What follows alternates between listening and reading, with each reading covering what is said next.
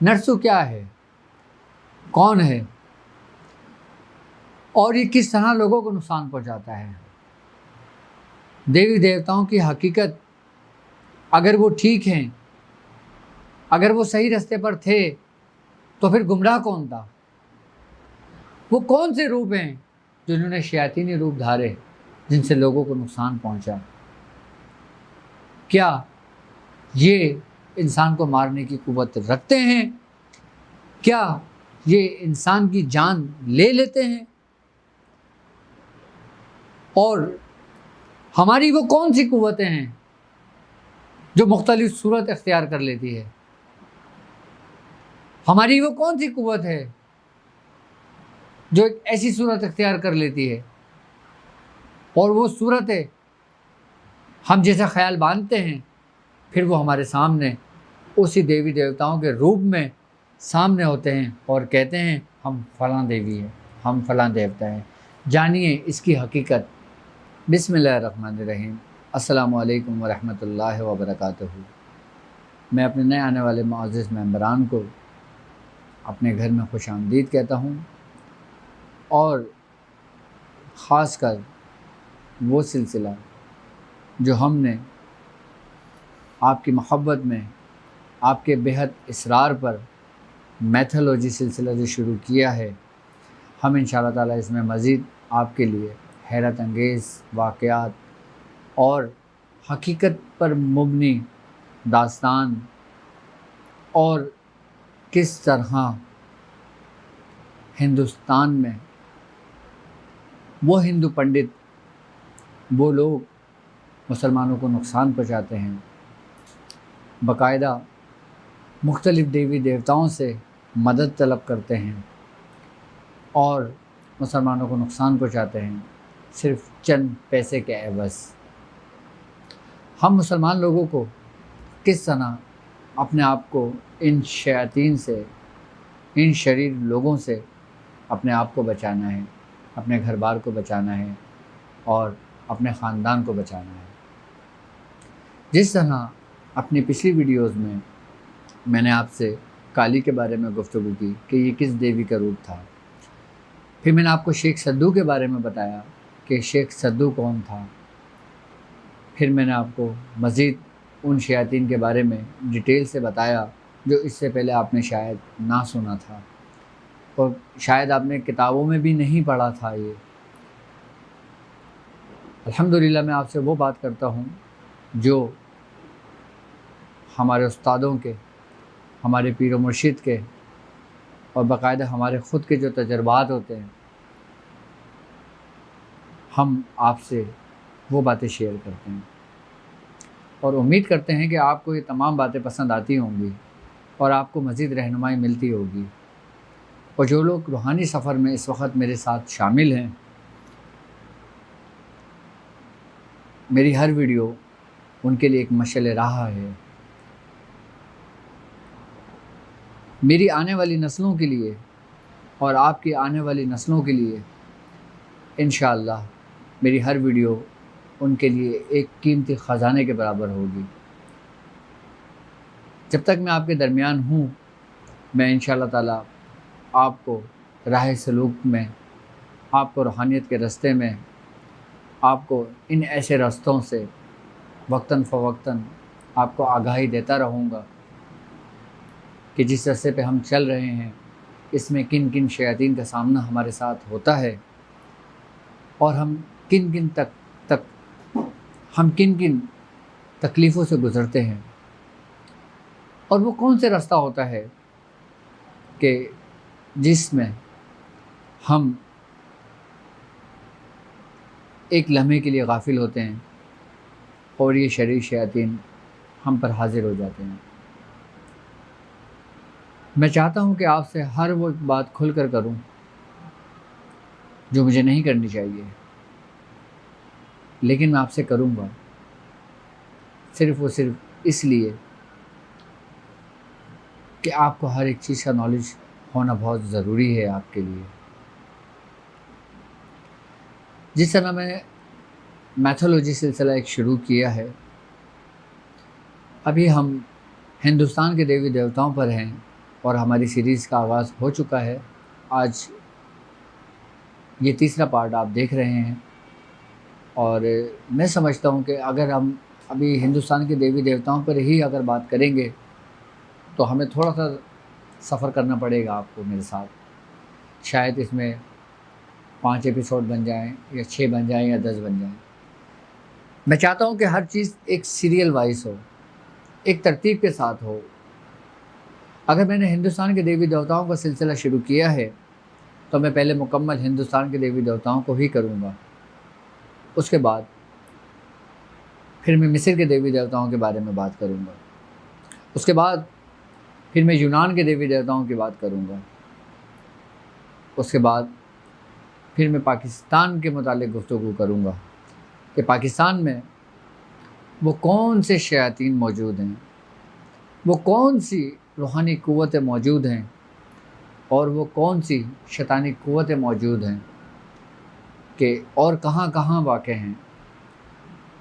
اس وقت پاکستان میں روحانیت کا مرکز کس جگہ پر ہے، اور لوگ اس جگہ سے کس طرح فیض لیتے ہیں، اور ان شیاطین کا جو اس راستے پہ چل رہے ہیں اگر سامنا ہوتا ہے تو ان سے کس طرح اپنے آپ کو بچاتے ہیں، اپنے مریدوں کو بچاتے ہیں، اپنے شاگردوں کو بچاتے ہیں۔ یقیناً اس راستے کے بارے میں آپ بہتر جانتے ہوں گے، وہ لوگ کہ جن لوگوں کو اس راستے میں چلتے ہوئے تقریباً 30 سال 40 سال 50 سال گزر چکے ہیں۔ میں انشاءاللہ تعالیٰ ہر ایک وہ تجربہ آپ لوگوں سے شیئر کروں گا جو باقاعدہ میں نے خود کیا، اور وہ تجربات جو میرے استادوں کے ہیں۔ تو آئیے ہم اپنے پروگرام کا آغاز کرتے ہیں۔ آج ہم بات کریں گے نرسو کے بارے میں۔ نرسو کون تھا، اور یہ کیا ہے، اور یہ کس چیز کا روپ ہے، اور یہ کس طرح لوگوں کو تنگ اور پریشان کرتا ہے، اور لوگ چند پیسوں کے بس مسلمانوں کو کس طرح نقصان پہنچاتے ہیں۔ نرسو کے بارے میں اگر میں بتاؤں تو کچھ لوگ یہ کہتے ہیں کہ جو نرسو ہے یہ ایک دیوتا برہما جن کا نام ہے، یہ ان کا روپ ہے، اور کچھ کہتے ہیں کہ یہ وشنو کا روپ ہے۔ لیکن اگر ہم حقیقتاً سے اس کو حقیقت کے بہت قریب تر اگر ہم اس کو دیکھتے ہیں تو یہ ایک برہما کا روپ ہے، اور اس کے بارے میں کہتے ہیں کہ یہ ٹوٹل 9 نات ہیں۔ اس کے مختلف نام ہیں، لیکن یہ روپ ایک ہی کا ہے، جس کو کچھ لوگ اپنے لہجے میں اپنی زبان میں نرسو کہتے ہیں، کچھ لوگ اس کو نارسنگ کہتے ہیں، کچھ لوگ اس کو نرسی کہتے ہیں، کچھ لوگ اس کو مختلف اپنی زبان میں مختلف نام ہوتے ہیں اس کے۔ یہ بیسیکلی جو برہما کا روپ ہے، اس کے کچھ تنتر ہوتے ہیں، اس کے کچھ منتر ہوتے ہیں۔ جو لوگ ان کی پوجا کرتے ہیں اور ان کی شکل کی ایک تصور باندھتے ہیں، اور تصور باندھ کے جس نیت سے وہ جو کام کرتے ہیں تو پھر وہ اس کی مدد کرتے ہیں، جس کی جو شخص پوجا کرتا ہے۔ ان کی پوجاؤں کا باقاعدہ سامان رکھا جاتا ہے۔ اگر میں آپ سے نرسو ہی کی بات کرتا ہوں کہ نرسو کے جو عاملین حضرات ہوتے ہیں جو ہر جگہ موجود ہیں، ہندوستان میں بھی ہیں، پاکستان میں بھی ہیں، اور دنیا بھر میں موجود ہیں۔ جو لوگ نرسو کی پڑھائی کرتے ہیں وہ باقاعدہ طور پر اس کے سامان کا اہتمام کرتے ہیں، وہ سامان جو اس کی پوجا میں استعمال ہوتا ہے، جسے وہ حلوہ پوری رکھتے ہیں، حلوہ بنا کے رکھتے ہیں، اور ایک سگار رکھتے ہیں۔ جو عاملین یا تو سگار پیتا ہوگا وہ اس کا عامل ہوگا، اگر کوئی عاملین اس کا سگار نہیں پیے گا تو وہ ضروری نہیں کہ اس کا عامل ہو۔ اور اگر کچھ عاملین ایسے بھی ہوتے ہیں کہ جو سگار نہیں پیتے لیکن وہ سگار جلا کے رکھتے ہیں اس وقت جب اس کی وہ پڑھائی کرتے ہیں، اس کی حاضری کرتے ہیں، اور پھر اپنے مقاصد کے لیے دنیا میں لوگوں کو تنگ و پریشان کرنے کے لیے بھیجتے ہیں۔ کیوں؟ کیونکہ یہ ظاہر سی بات ہے، اگر آپ کسی شیطان کو حاضر کریں گے، آپ کسی شیطان کی پوجا کریں گے، تو وہ خیر کا کام تو کرے گا نہیں، آپ کو بھلائی کا کام تو کرے گا نہیں۔ یقیناً وہ اگر آپ بھلائی کے راستے پر بھی ہوں گے تو وہ آپ کو گمراہی کے راستے پر لے جائے گا۔ کچھ لوگ، بلکہ میں یہ کہوں گا کہ کچھ ایسے بھی لوگ موجود ہیں کہ جو شارٹ کٹ کے راستے میں اس راستے پہ چل پڑتے ہیں، کیونکہ شیطانی عملیات میں اس طرح وقت نہیں لگتا، یہ بہت کم عرصے کے اندر بہت جلدی قوتیں انسان کو حاصل ہو جاتی ہیں، اور یہ وہ قوتیں حاصل ہوتی ہیں جو وقتی ہوتی ہیں، اس کا کوئی فائدہ نہیں ہوتا، کہ بہت جلدی ختم ہو جاتی ہیں۔ اب جو لوگ نرسوں کے عامل ہوتے ہیں، ان کی پہچان یہ ہوتی ہے کہ وہ اپنے پاس لال رنگ کا کپڑا رکھتے ہیں یا لال رنگ کا رومال رکھتے ہیں، یا جب وہ اس کی حاضری کرتے ہیں تو وہ لال کپڑا بچھا کر اس کے اوپر سامان رکھ کر باقاعدہ اس کی پوجا پاٹ کا اہتمام کرتے ہیں۔ آپ کیا سمجھتے ہیں؟ آپ جس کی پوجا پاٹ کرتے ہیں، آپ جس کو حاضر کرنے کی کوشش کرتے ہیں، تو کیا یہ وہ خود آتے ہیں کیا؟ نہیں، یہ ان سے منسلک جو شیاطین جنات ہوتے ہیں، جو شیاطین ہوتے ہیں، جو بدروح ہوتی ہیں، جو خبیث ہوتے ہیں، جو وہ بد مذہب لوگ ہوتے ہیں جو بے ایمان موت مرتے ہیں، ان کے جو ہمزاد بھٹکتے ہیں، وہ آتے ہیں۔ اور جس شیاطین کی موت جس طریقے سے اس کی زندگی میں ہوگی، وہ اسی حساب سے بھی لوگوں کو نقصان اور اتنی ہی تکلیفیں پہنچاتا ہے، کیونکہ یہ وہ شیاطین ہیں کہ اگر یہ کسی کے پیچھے لگ جائیں تو کہتے ہیں کہ یہ اتنی آسانی سے جان نہیں چھوڑتے۔ ابھی ہم بات کر رہے ہیں صرف نرسوں کی، اب میں آپ کو اس طرح سمجھاتا ہوں کہ جیسے ایک شخص ہے، اس کے اندر اچھائی بھی ہے، اس کے اندر برائی بھی ہے۔ اب میں اگر کوئی اچھائی کا کام کرتا ہوں تو وہ نیکی کی صورت اختیار کر جاتی ہے، اگر میں کوئی بد عمالی کرتا ہوں یا میرے اعمال غلط اور بد ہوتے ہیں تو وہ بدی کی صورت اختیار کر جاتی ہے۔ اب یہ دو وہ صورتیں ہو جاتی ہیں، ان کو جتنی قوت، جتنی طاقت، جتنی آپ کی تصور ہوتا ہے، جو آپ کی قوت ارادی ہوتی ہے، جتنی اس کے اندر پختگی ہوتی ہے، وہ اسی طریقے سے اس صورت کو اختیار کر جاتی ہے۔ اگر آپ کسی چیز سے پریکٹس کر رہے ہیں، جیسے ہمارے ساتھ چلنے والے لوگ پریکٹس آف میڈیٹیشن کر رہے ہیں، ڈاٹ والی پریکٹس کر رہے ہیں، روحانی مشق کر رہے ہیں، ان لوگوں کے لیے یہ بات بہت اکثیر ہے جو میں سمجھانے کی کوشش کر رہا ہوں آپ لوگوں کو۔ ہم کوئی اچھا کام کرتے ہیں نا تو وہ ایک صورت اختیار کر جاتی ہے، وہ نیکی کی صورت اختیار کر جاتی ہے، اور ایک وقت ایسا آتا ہے کہ پھر وہی نیکی جو ایک صورت اختیار کر جاتی ہے، پھر وہ ہماری معاون اور ہماری مددگار ہو جاتی ہے۔ یہ سارا کام آپ کے تصور سے ہو رہا ہوتا ہے، یہ سارا کام آپ کی سوچ سے ہو رہا ہوتا ہے، یہ سارا کام آپ کی قوت ارادی سے ہو رہا ہوتا ہے، یہ سارا کام اس روحانی قوتوں سے ہوتا ہے جو آپ کے اندر محفوظ اور آپ کے اندر پوشیدہ ہیں، جس سے آپ لوگ غافل ہیں۔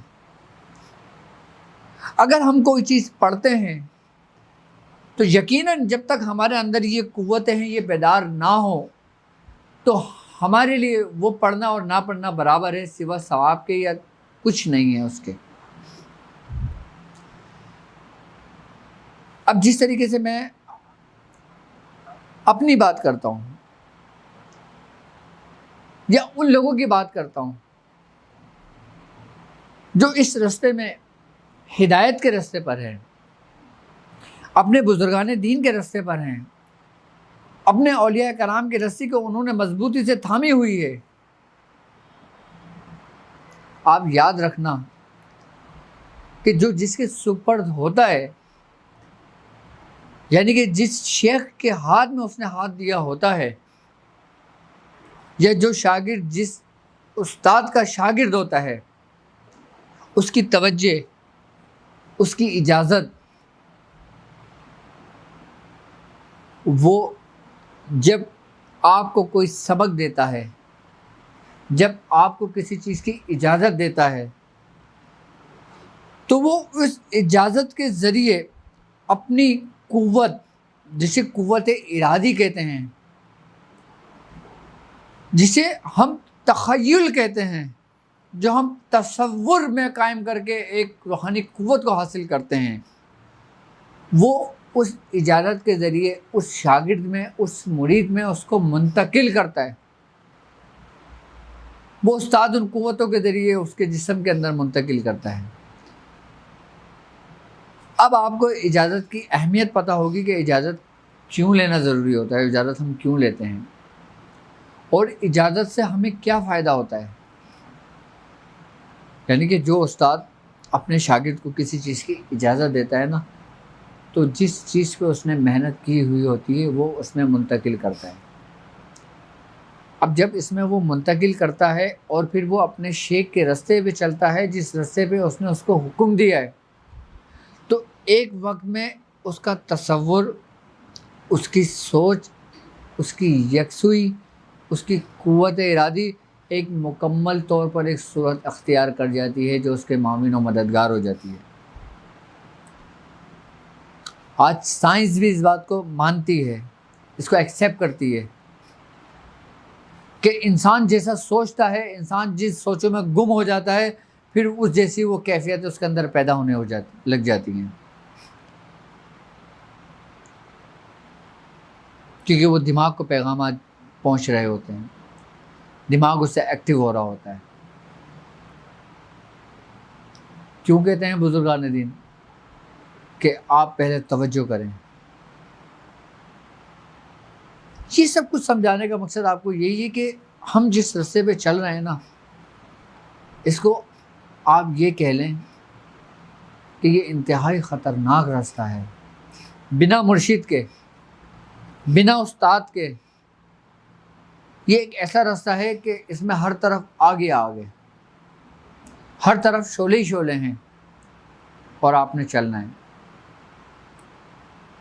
اور استاد کی اہمیت اور حیثیت ایسے ہے کہ جیسے آپ کے ہر طرف شعلے بکھرے ہوئے ہیں، استاد آپ کو آتا ہے اور آپ کو اپنے سمت لیتا ہے، اور پھر آپ وہاں سے آپ کو اس رستے سے گزار دیتا ہے۔ جس طرح میں نے ابھی آپ کو سمجھایا کہ ہمارے اندر جو روحانی قوت ہے، جو ہمارے اندر نیکی کا عنصر جو ہے، وہ ایک حیولے کی صورت اختیار کر جاتا ہے، اسی طرح جو لوگ اس راستے سے بھٹک جاتے ہیں، ابھی میں عام لوگوں کی بات نہیں کر رہا، ابھی میں ان لوگوں کی بات کر رہا ہوں جو اس راستے پہ چل رہے ہیں، پھر کس طرح وہ رحمان کے تابع ہو جاتے ہیں اور کس طرح وہ شیطان کے تابع ہو جاتے ہیں۔ کیونکہ ہر قوت انسان کو ہضم نہیں ہوتی، ہر پاور انسان کو ہضم نہیں ہوتی۔ جس طرح نیکی کا میں نے آپ کو بتایا، انسان کی پاورز و قوتوں کو بتایا، ان پاور اور ان قوتوں سے نیکی نے آپ کی نیک اعمال نے ایک صورت اختیار کری تھی، اس طرح یہی قوتیں ہر انسان میں موجود ہیں۔ ایک اگر غیر مذہب شخص یہ کام کرتا ہے تو اس کے اندر بھی یہی قوتیں موجود ہیں۔ اب میں آپ کو بتاتا ہوں کہ وہ کون سی صورت اختیار کرتے ہیں اور اسے کیا کہتے ہیں۔ اب مثال کے طور پر اگر ایک شخص اس راستے پہ چلنے والا، وہ اس راستے سے بھٹک جاتا ہے، جب اس کو کوئی قوت حاصل ہو جاتی ہے، یا اس کو کوئی پاور مل جاتی ہے، یا اس کے اندر ایک غرور اور تکبر پیدا ہو جاتا ہے، پھر شیطان اس کو آسانی کی طرف، گمراہی کی طرف لے جاتا ہے۔ لیکن اس کی ریاضت تو ہے نا، اس کی محنت تو ہے نا، تو کیا اس کو صلہ نہیں ملنا؟ ضرور ملنا ہے صلہ۔ یہی وہی قوتیں بیدار ہو رہی ہیں۔ یہی سب کچھ بیدار ہو رہا ہے. لیکن پھر وہ جو اس کے بد اعمال ہوتے ہیں، یعنی کہ پھر وہ گناہ کے کام ہوتے ہیں. گناہ سے مطلب کہ اس نے کسی کو نقصان پہنچایا، اس نے کسی کے ساتھ ناجائز کیا، اس نے کسی کو ناجائز مارا، یا اس نے کسی کو ناجائز تنگ و پریشان کیا، پھر وہی قوتیں اس کی جو نا وہ صورت اختیار کر جاتی ہیں، اور وہی صورت اختیار کر کے پھر وہ اس کے وقتی طور پہ تو معاون و مددگار ہوتے ہیں، لیکن وہ معاون و مددگار نہیں ہوتے. اس کو لگتا ہے کہ یہ جو میرے سایہ میرے ساتھ ہے یہ مجھ سے مخلص ہے. لیکن یاد رکھنا کہ شیطانی قوتیں کبھی بھی کسی کی مخلص نہیں ہوتی. اگر ان سے ایسی کوئی بات سرزد ہوتی ہے یا ان سے ایسی قوتیں ان کو حاصل ہوتی ہیں تو ہم اس کو روحانی قوتیں نہیں کہیں گے، ہم اس کو کہیں گے استدراجی قوت. اگر اس شخص کے یہی اعمال نیکی کی طرف ہیں، اس نے لوگوں کو پریشان نہیں کیا، اس نے لوگوں کی بھلائی کری، لوگوں کی خدمت کری، لوگوں کو نفع دیا، لوگوں کے دل سے جو دعائیں نکلی ہیں، جو فرشتے دعائیں لے کر جاتے ہیں، تو ان دعاؤں کے عوض اللہ تعالیٰ اس کی درجات بلند کرتا ہے، اس کی روحانیت میں اس کو ترقی دیتا ہے. تو اس کو ہم روحانی قوت کہیں گے. اگر کسی شخص کو ہم نے نقصان پہنچایا ہوگا، اس سے دھوکہ کیا ہوگا، اس کو پریشان کیا ہوگا، ناجائز ہم نے کام کیا ہوگا، کوئی ناجائز ایکٹیویٹی ہماری ہوئی ہوگی، تو فرشتے اس کو لے کے اس کو زمین میں دھانس دیتے ہیں. اور جب فرشتے لے کے اس کو زمین میں دھانس دیتے ہیں تو پھر وہ انسان کی اسی صورت کے اندر اختیار کر جاتی ہے جو اس کے اعمال ہوتے ہیں. یعنی کہ نیک اعمال تو آپ کے آسمانوں کی بلندیوں پہ چلے گئے اور بد عمل آپ کے زمین میں دھانس دیے گئے. اب میں سمجھتا ہوں کہ اب آپ کو ان دیوی دیوتاؤں کے روپ کے بارے میں اچھی طرح پتہ چل گیا ہوگا کہ وہ روپ کیا تھے. اب برہما کو لے لیں، آپ وشنو کو لے لیں، آپ جس نے لے لیں، جن کے اوتاروں کو لے لیں، آپ ان کی ہسٹری اٹھا کے پڑھ لیں، آپ ان کی تاریخ اٹھا کے پڑھ لیں. انہوں نے اپنی زندگیاں ایسی ہی گزاری ہیں کہ جیسے اولیاء کرام نے اپنی زندگیاں گزاری ہیں. آئی بات سمجھ میں؟ انہوں نے اپنی زندگی میں کسی کو نہیں کہا کہ جب میں مر جاؤں تو تم مجھے پوجنا، تم مجھے اپنا دیوتا بنا لینا، یا تم مجھے اپنا بھگوان کہنا. ان کی زندگی میں کبھی ایسا دعویٰ نہیں ملا. لیکن ان کے گزر جانے کے بعد پھر لوگوں کے اندر گمراہی پیدا ہوئی، پھر لوگ گمراہ ہوئے، پھر لوگوں نے ان کو دیوی دیوتا بنا لیا، پھر ان کی پوجا کرنے شروع کر دی، پھر ان کی مورتیاں بنا لی. اور میں آپ کو ایک بات بتاؤں، خیر میں یہ بات کہوں گا کہ ہندوستان اور پاکستان کے اندر مسلمانوں پر حضرت امام احمد رضا خان بریلوی کا ایک بہت بڑا احسان ہے ان مسلمانوں پر کہ انہوں نے مسلمانوں کو گمراہی سے بچایا. انہوں نے اپنے فتوے کے ذریعے، اپنے علم کے ذریعے، اپنی روحانیت کے ذریعے لوگوں کو ایسی گمراہی سے بچایا جو آج ہندو گمراہی پہ لگے ہوئے ہیں.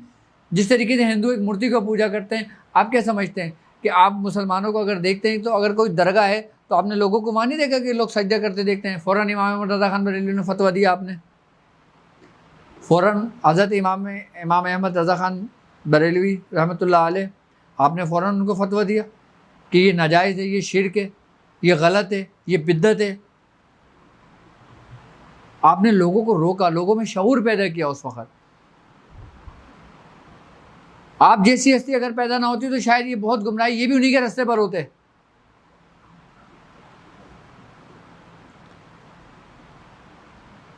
بھائی ایسے ہی ہے نا کہ جس طرح ہمارے جو اولیاء کرام ہیں، ہمارے بزرگوں کے جو مزارات ہیں، ہم وہاں پہ جب جاتے ہیں تو ہم ان کی روحانی قوتوں سے استمداد لیتے ہیں نا. ہم ان کی درجات کے لیے دعائیں کرتے ہیں نا، ہم روحانی ترقی کے لیے دعائیں کرتے ہیں نا، اور سجدہ کرنا تو ویسے ہی حرام ہے، لیکن چومنا حرام تھوڑی ہے، چومنا سب کچھ تھوڑی ہے۔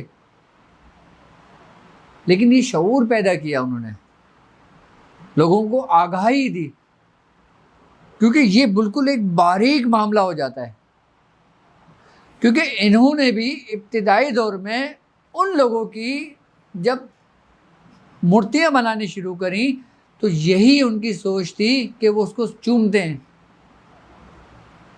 ان کو یاد کرتے ہیں، ان سے مدد لیتے ہیں۔ لیکن جوں وقت گزرتا گیا یہ لوگ آہستہ آہستہ آہستہ آہستہ آہستہ گمراہی کی طرف پورے رستے پہ نکل گئے، اور پھر وہ انہی کو خدا ماننے لگے، پھر وہ انہی کو بھگوان کہنے لگے۔ جس طرح ہمارے مسلمانوں کے اندر ابتدائی حالت میں جب ایسے معاملات چلے تو اس پہ ہمارے بزرگوں نے بڑی ریاضتیں، بڑی محنتیں کری ہیں، بڑی لوگوں کی اصلاحیں کی ہیں، کہ آپ اگر کسی بزرگ کے مزار پہ جاتے ہیں تو آپ ان سے یہ نہ کہیں کہ میرا یہ کام کر دیں، میرا وہ کام کر دیں، یا میں اس لیے آیا ہوں، یا میں اس لیے آیا ہوں، یا میرا یہ مقصد ہے، یا میرا وہ مقصد ہے، یا یہ میں یہ کرتا ہوں، میں وہ کرتا ہوں۔ ہمارے بزرگوں نے بڑی تنبیہ سے یہ بات سمجھایا ہے۔ ہمارے بزرگوں نے فرمایا کہ اگر تم کسی کے مزار پہ جاتے ہو تو آپ اس طرح جاؤ جس طرح جانے کا حق ہے، آپ ان کو وسیلہ بناؤ، آپ ان کی روحانیت کو وسیلہ بناؤ۔ کیوں؟ کیونکہ وہ اس دنیا سے کامیاب ترین لوگ گئے ہیں، اور جو کامیاب لوگ جاتے ہیں نا ان کے جو تصرفات ہوتے ہیں نا، ان کی جو روحانیت ہوتی ہے نا، پھر وہ اسی جگہ پہ قائم مقام ہوتی ہے جس جگہ پہ وہ آرام فرما رہے ہوتے ہیں۔ اب جس جگہ ایک روشنی چل رہی ہے اور ایک جگہ اندھیرا ہے، اور وہ روشنی اگر اندھیرے میں آ جائے تو پورا روشن ہو جاتا ہے۔ آپ کے اندر اندھیرا ہے، آپ اگر روشنی کی طرف جاتے ہو تو یقیناً اس روشنی کے اثرات آپ کے جسم پہ مرتب ہوتے ہیں، آپ کے اندر بھی روشنی پیدا ہوتی ہے۔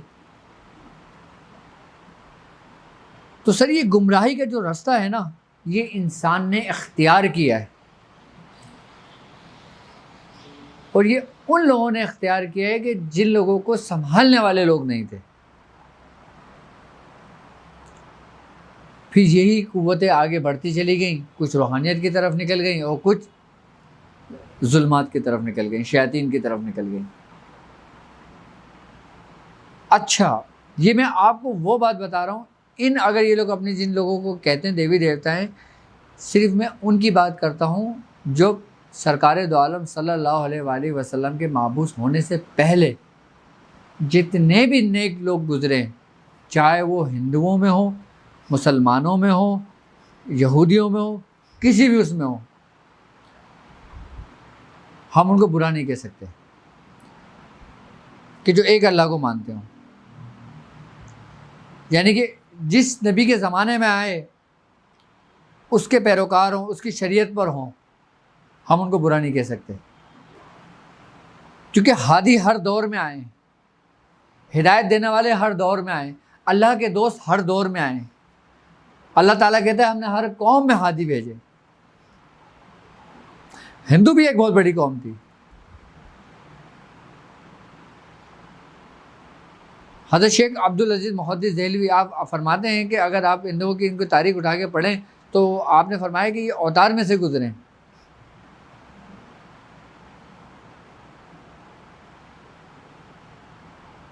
آپ ان کی سامان حیات اٹھا کے پڑھیں گے، ان میں کہیں بھی نہیں آپ کو ایسا لکھے گا کہ شرک کا عنصر ہو، لیکن گمراہی آج کے دور کے لوگوں نے کی ہے، اب کے دور کے لوگوں نے کی ہے۔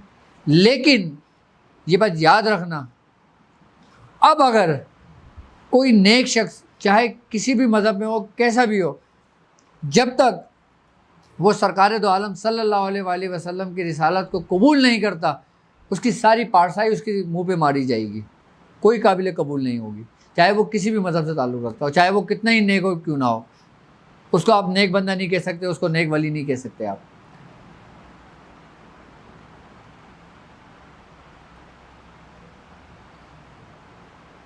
کیوں؟ کیونکہ نبی کریم صلی اللہ علیہ وآلہ وسلم کے مابعوث ہونے کے بعد پھر یہ دروازہ یہ سمجھ لیں کہ اس وقت تک کلوز کر دیا گیا. کیا؟ کہ جس نے نبی کی رسالت کو نہیں مانا وہ کافر ہے.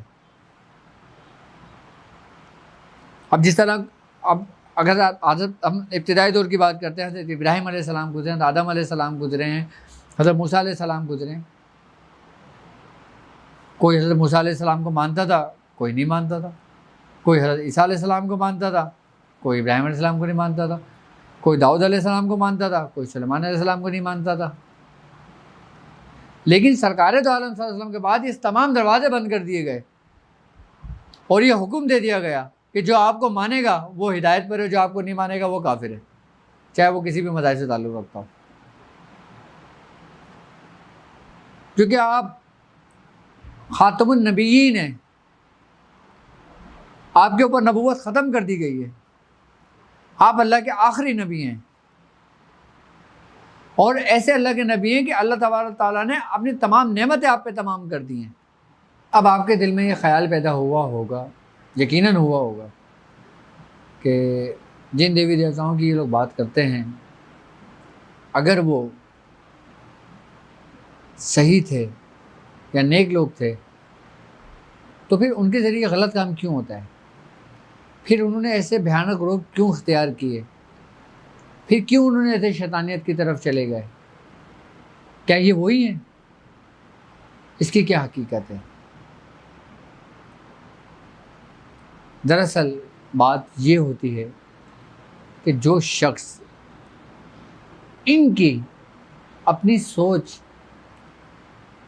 اس منتر، اس تنتر، اس جنتر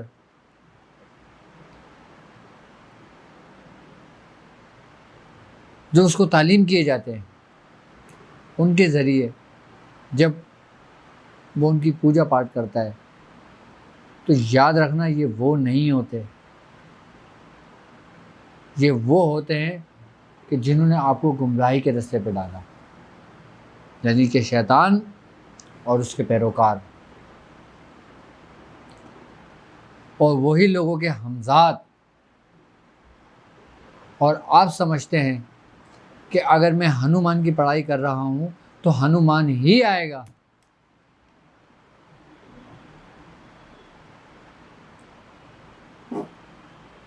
آپ جیسا خیال اور جیسا تصور رکھتے ہو نا، میں نے ابھی آپ کو تھوڑی دیر پہلے کیا سمجھایا تھا کہ ہم جیسا تصور رکھتے ہیں، ہم جیسا خیال رکھتے ہیں، ہم جیسا سوچتے ہیں، پھر وہ ایک صورت اختیار کر جاتی ہے. امید کرتا ہوں کہ نرسوں کے متعلق آپ کو کافی حد تک سمجھ میں آ گیا ہوگا کہ نرسو کیا ہے. اب ہم بات کرتے ہیں کہ کس طرح، ایک منٹ، اب ہم بات کرتے ہیں کہ جب کوئی عاملین حضرات نرسوں کے ذریعے کوئی انسان کو نقصان پہنچاتا ہے، یا نرسوں کے ذریعے انسان کو کوئی چوٹ پہنچاتا ہے، یا اس کو کوئی مٹھ مارتا ہے، تو اس کے کیا سمٹم انسان کے جسم کے اندر پیدا ہوتے ہیں. سب سے پہلی بات یہ ہوتی ہے کہ جو نرسوں کا عمل جو ہوتا ہے، جو عاملین حضرات کرتے ہیں، جس طرح میں نے آپ کو بتایا کہ یہ 9 نت ہیں اور یہ مختلف کیفیات ہوتی ہیں ان کی. جیسے مثال کے طور پر اگر میں نرسوئی کی بات کرتا ہوں تو یہ سب سے پہلے انسان کی بینائی پہ اثر انداز ہوتا ہے، یعنی کہ انسان کی بینائی کم ہونی شروع ہو جاتی ہے، اس کی آنکھوں میں دھندلا پن سا آنے لگتا ہے. اور دوسری بات یہ کہ اس کے پیٹ میں وقتاً فوقتاً، یعنی کہ کبھی کبھار سے مطلب ہے وہ دن میں 2 سے 3 مرتبہ اس کے پیٹ میں شدید سا درد اٹھے گا، ایک ایسی ٹیس سے اٹھے گی اور بہت شدت کی ہوگی وہ. اور اس کے ساتھ ساتھ اس کی جو ریڑھ کی ہڈی ہے نا وہ اس کی متاثر ہونے شروع ہو جائے گی. نرسو جو ہوتا ہے وہ انسان کو پھر یہ کیفیت پیدا کر دیتا ہے. اچھا، نرسو سب سے زیادہ جو متاثر کرتا ہے نا، وہ سمجھ لیں کہ چھوٹے بچوں کو کرتا ہے، یعنی کہ ان کو کرتا ہے جو کنواری لڑکیاں ہوتی ہیں، جو کنوارے لڑکے بچے ہوتے ہیں، یہ ان کے اوپر بہت زیادہ اثر انداز ہوتا ہے. اور باقاعدہ نرسوں کے ذریعے یہ لوگ جو نقصان پہنچاتے ہیں، یہ عورت کی کوکھ تک باندھ دیتے ہیں، یعنی کہ اس سے بچے بھی نہیں ہوتے. تو یہ مختلف سمٹمس پیدا ہو جاتے ہیں انسان کے جسم کے اندر، یہ مختلف حالتیں پیدا ہو جاتی ہیں، اور باقاعدہ طور پہ جب یہ کسی کے اوپر حاضر ہوتا ہے تو یہ باقاعدہ خود کلام کرتا ہے، خود نام لیتا ہے اپنا۔